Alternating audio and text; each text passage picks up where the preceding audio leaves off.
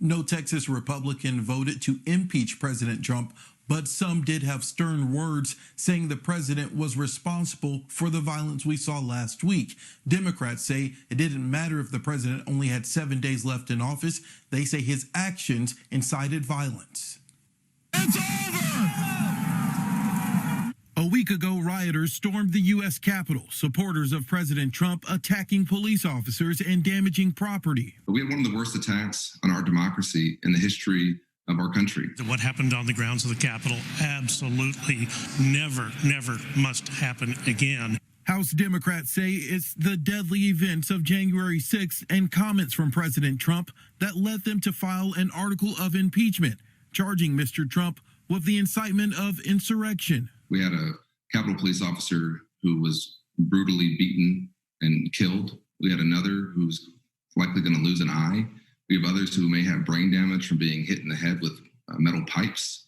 Many Republicans called it a double standard to say the president's words incited violence, comparing it to forceful language used by Democrats during the social justice protests.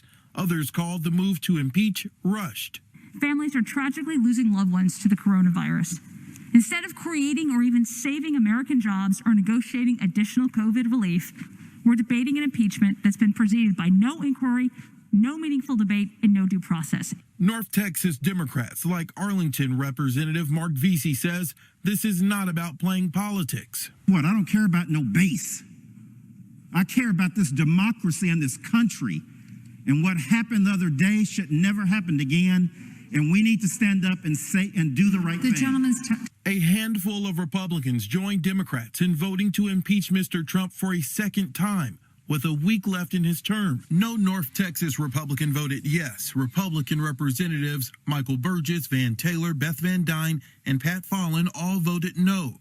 Democrats Mark Vesey, Eddie Bernice Johnson, and Colin Allred all voting yes.